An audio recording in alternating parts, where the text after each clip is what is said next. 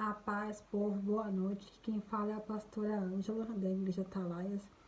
E eu venho trazer hoje esse tema que é muito pertinente aos trabalhadores da casa, né? Porque nós, trabalhadores da casa, a gente precisa de tempos em tempos estar refletindo sobre o nosso trabalho a Deus. Porque uma das maiores pragas que existe no mundo, e não vai deixar de existir dentro da igreja, porque a igreja é formada de pessoas, é a acomodação. Quando uma pessoa se acomoda com aquilo que ela está fazendo, ela passa a não dar mais o mesmo valor, ela passa a não se entregar da mesma forma, ela passa a não ter mais a mesma reverência, o mesmo respeito, porque ela se acostuma.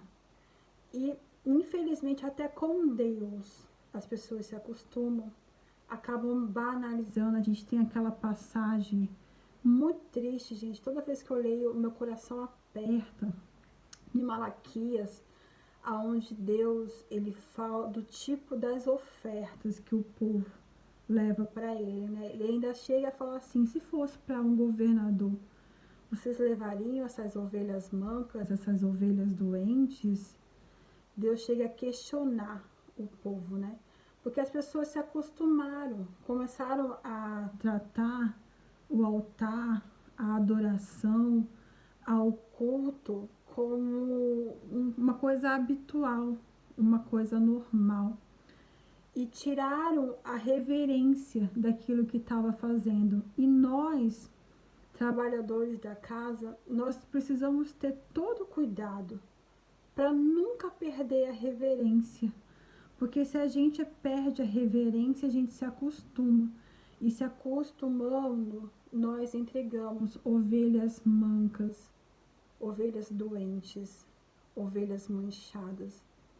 Entregamos a adoração que não vai ser a adoração ao Rei dos Reis e Senhor dos Senhores. Eu quero focar aqui no grupo levítico, mas esse vídeo serve para qualquer tipo de trabalhador dentro da igreja. Eu sei que tem alguns ministérios, alguns pastores que não gostam do termo levita, que fala que levita era só no Velho Testamento, que levita eram as pessoas do templo, mas é a nomenclatura mais usada hoje em dia e eu não vejo problema com isso, de falar levitas. Sabemos que levitas eram aqueles que trabalhavam no templo e faziam todo tipo de serviço necessário. Os levitas foi o povo que inclui os sacerdotes, os trabalhadores, os músicos, todo mundo que trabalhava dentro do tabernáculo, né? E hoje nas igrejas é bem dividido. Lá antigamente era um grupo só e hoje são os grupos divididos. Nós temos os diáconos, os presbíteros, os pastores, os evangelistas, os músicos, os ministros de louvor, igreja que tem o pessoal da dança, igreja que não tem, mas é tudo trabalhador da casa do Senhor. Então é com você, trabalhador, que eu quero falar. Bom, Deus, ele nos dá um livre-arbítrio. Ele nos concede o livre-arbítrio. E nesse livre-arbítrio a gente toma algumas decisões dentro do nosso ministério, que muitas vezes a gente não pergunta para Deus se é para ser assim, se é para ser assado. Pelo nosso conhecimento, pela nossa desenvoltura dentro do ministério, a gente acaba tomando as nossas próprias decisões.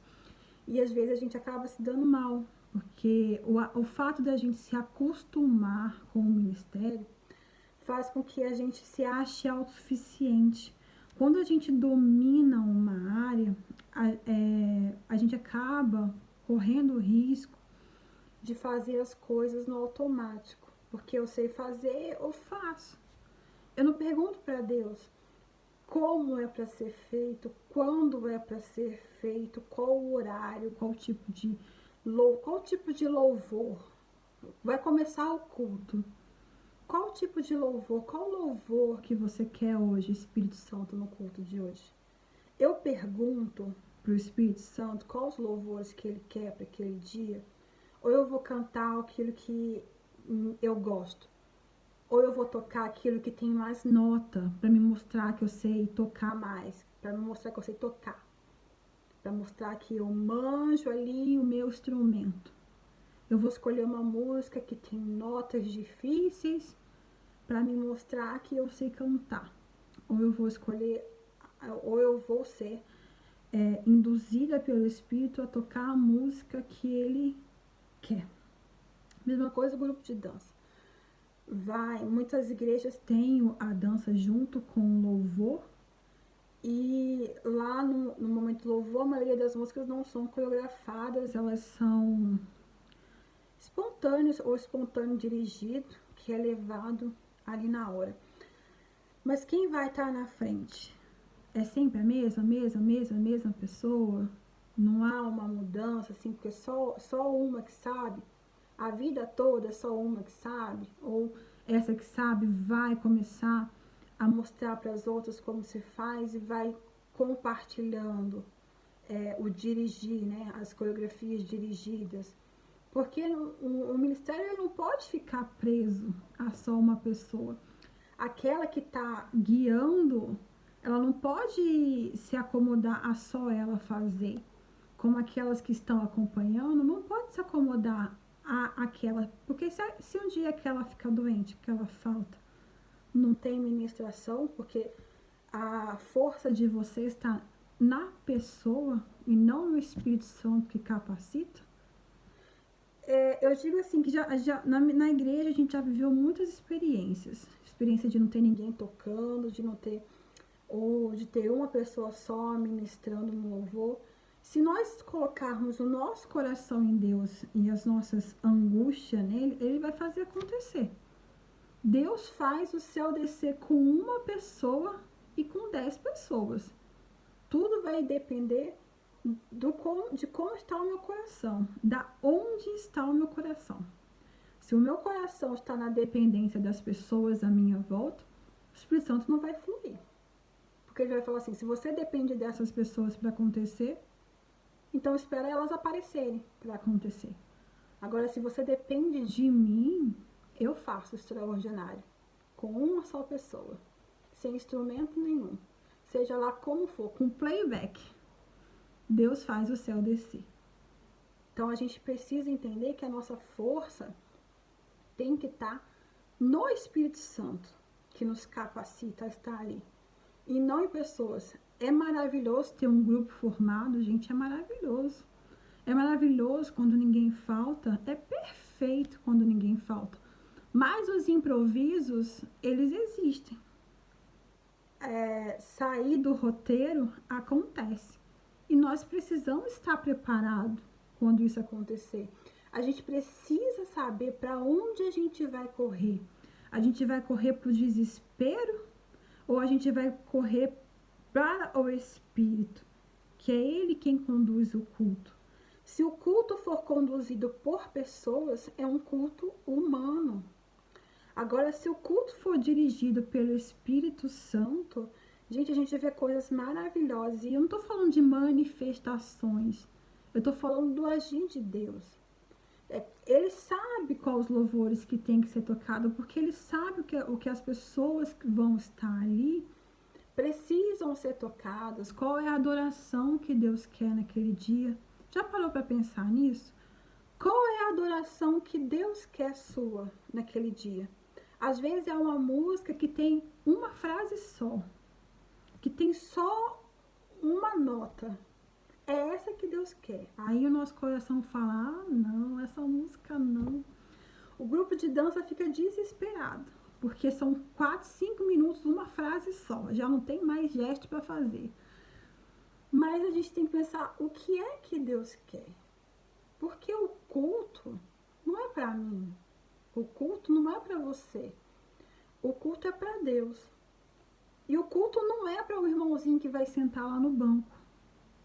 O culto é para Deus. E esse culto que é para Deus é revertido para a nossa vida em conhecimento, que é a palavra, em sermos cheios da presença dele. Porque quando cultuamos a Deus, nós somos envolvidos por aquela atmosfera de adoração e sentimos a conexão do nosso espírito com Deus. e nós somos preenchidos ali. Aquele momento que nós devotamos a Deus, nós passamos a ser preenchidos também. Uma vez eu falei na palavra e lembrei agora que queria compartilhar. Nós estamos em fase de pandemia e muitas pessoas não estão indo para a igreja porque simplesmente não querem ir para a igreja. Outras não vão porque não pode. Cada um tem a sua situação e Deus sabe. E assistir culto não é cultuar.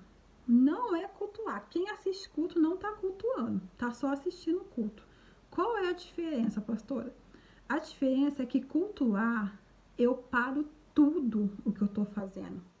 Eu me coloco totalmente e plenamente para me prostrar, adorar, reverenciar, ter todos os meus pensamentos voltados para Deus. Agora, assistir culto, a pessoa coloca lá o culto na hora da igreja, fica conversando com a outra pessoa que está na sala, fica lavando louça, fica brigando com a criança, fazendo a comida, todo o mundo de distração. Isso não é cultuar. Cultuar é quando eu devoto todo o meu tempo, quando eu tenho eu crio aquela atmosfera. Tudo que eu faço é aquele momento para Deus. Se eu faço isso dentro da minha casa, então eu estou cultuando no momento do culto. Agora, se eu divido aquele momento de culto com tudo que está à minha volta, eu só estou assistindo. A gente faz isso o tempo todo, eu faço assistir. Quando eu estou lavando uma louça, quando eu estou arrumando a casa, eu coloco o fone aqui no ouvido e vou ouvindo. Ali eu só estou ouvindo um culto. Estou ouvindo uma palavra, estou ouvindo um louvor. Eu não estou em um momento de adoração, só estou ouvindo. Então, tem muita diferença. É uma coisa que a gente precisa absorver e pensar na nossa vida. E como tem sido eu dentro desse ministério?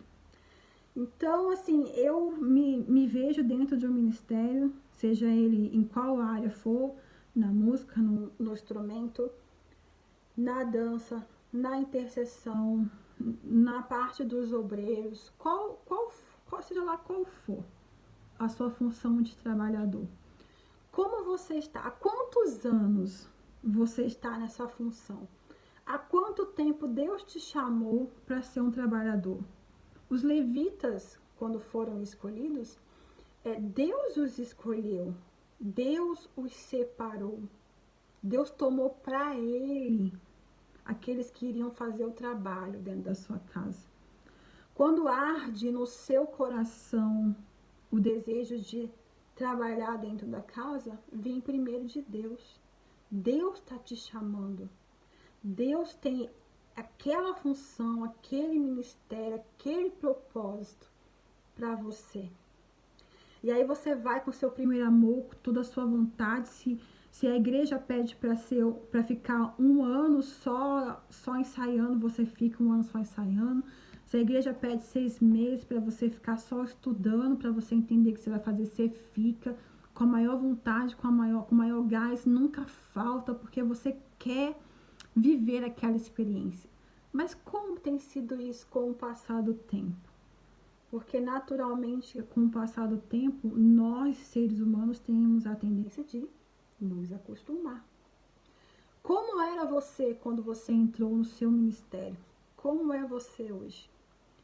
Você evoluiu? Você cresceu?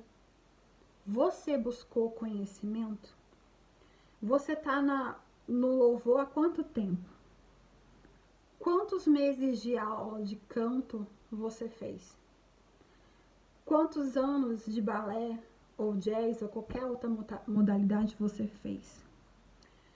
Quantas horas de aula de instrumento você já tomou nesse período de ministério seu? Agora, o mais importante, quanto tempo você gasta com o seu ministério fora da igreja?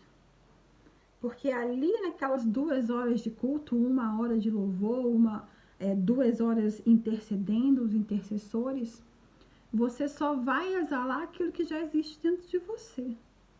Se você passa 7 dias, 6 dias na semana sem sem se aprofundar em nada que cabe ao seu ministério, você está deixando a desejar. Se você só é levita nas 2 horas de culto, você está deixando a desejar.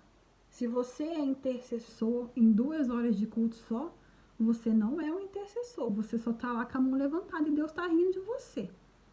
Porque a vida de um intercessor, ela começa fora. A vida de um levita começa fora do culto. O culto é a ponta do iceberg. Tudo que você faz para chegar até o culto está dentro da água. É a sua intimidade com Deus. É a sua entrega com Deus. O quanto você tem vontade de fazer. Aí você fala assim, pastora, mas uma aula é caro, eu não tenho dinheiro para fazer uma aula, a gente está em pandemia. Tudo vai ser desculpa. Mas se tem uma coisa que Deus nunca vai aceitar quando a gente chegar diante dele, é desculpa. Porque se ele te colocou para fazer isso que você está fazendo, é porque ele te colocou. E quando ele coloca, se é que ele colocou, porque às vezes as pessoas vão aí por empolgação. Mas se é Deus que está te colocando, ele te respalda. E se você virar para ele e falar assim, olha Deus, eu nunca desenvolvi, nunca cresci, porque eu não tinha condições financeiras de fazer uma aula. Não fale isso para Deus, não, que você vai receber uma resposta que você não vai gostar. Porque se de tudo você não tiver recursos, você precisa ter fé. Porque a fé vai levantar pessoas para pagar para você. Vai aparecer aula de graça, você vai conseguir. Internet é uma coisa que todo mundo tem. Todo mundo tem assim, esse aparelhinho aqui de celular. O YouTube, ele é de graça. Se você for no YouTube colocar aula de teclado, aula de balé, aula de canto, aula de piano, aula do que lá for, curso intensivo de intercessão, como receber as pessoas quando elas chegam à casa do Senhor. Você vai encontrar. Mágica? Não, tá lá, para quem quiser. Então, se eu não tenho dinheiro para fazer fora, não tenho fé ainda para fazer acontecer na minha vida, tenho o YouTube. Mas se de tudo isso eu também não quero, significa que eu não estou dando tanto valor para esse ministério onde eu estou. Significa que eu já me acomodei. Já não estou mais me importando. Eu só estou fazendo, não estou fazendo para Deus, estou fazendo para mim.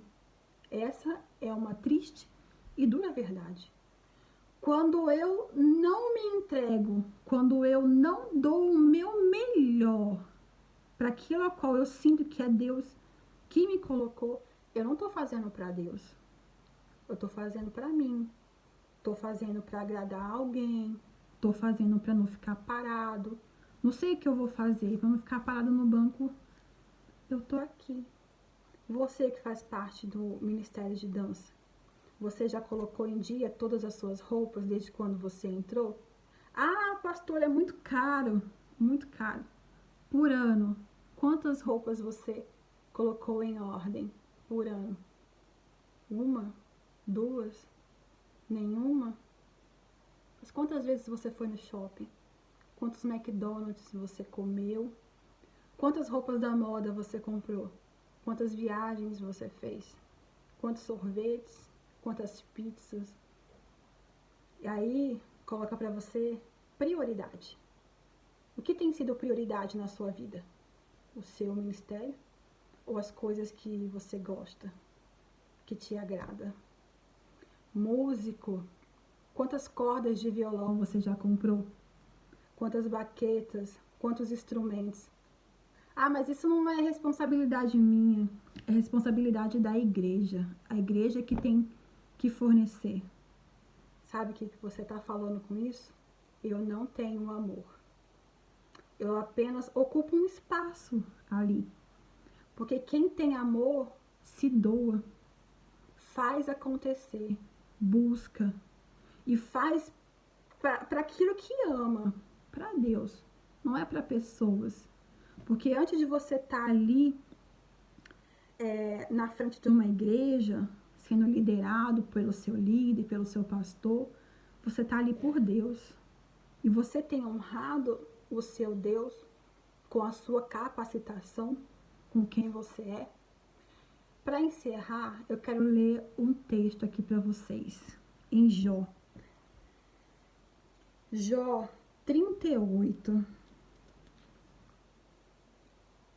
Só para a gente entender um pouquinho para quem que a gente trabalha.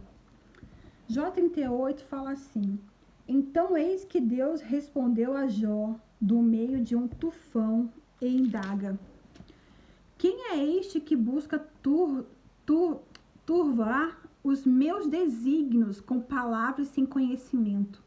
Agora, pois, prepara-te como homem, porquanto eu te questionarei e tu me responderás. Onde estava tu quando eu lançava os alicerces da terra?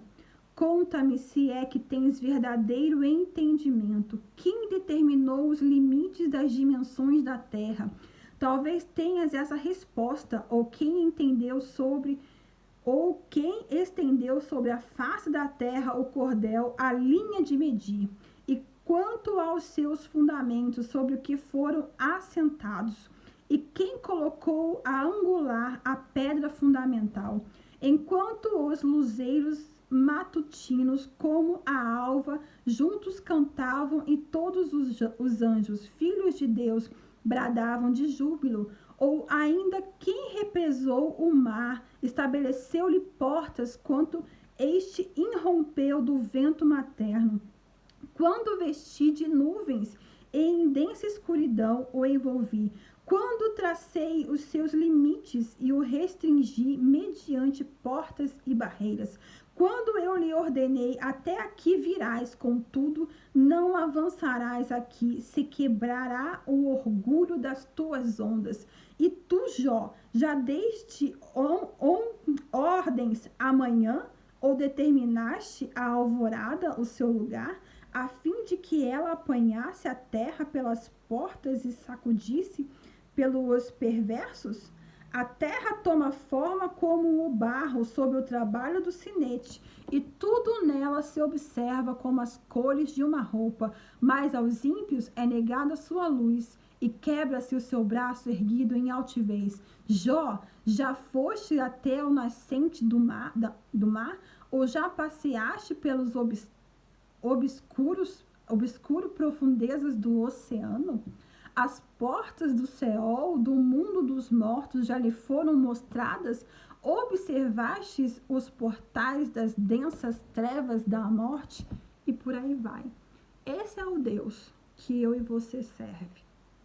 É um Deus que não existe argumento. Jó, como fala a palavra, era um homem reto, justo e temente a Deus. E ele não blasfemou contra Deus, mas questionou a sua identidade de vida, porque ele ainda estava vivo. E Deus chega quebrando Jó no meio. Então, e Jó tinha argumento, porque ele não tinha feito nada de errado. E quem está fazendo a obra do Senhor de qualquer jeito? Será que tem algum argumento com ele? Ele chegou falando desse jeito com Jó. Se Deus aparecesse na minha frente, na sua frente hoje, como que ele falaria? O que eu teria a entregar para ele? Se ele aparecesse hoje para a gente dar conta dos talentos que ele entregou na nossa mão, o que eu falaria para ele? Enterrei porque eu tinha medo dele? Deixei do mesmo jeito? Ou eu cuidei, amei e zelei por aquilo que ele entregou na minha mão? Com essa palavra que eu termino, eu quero que você reflita a sua vida pessoal, a sua vida de trabalhador de Deus. Fica na paz e até um próximo vídeo.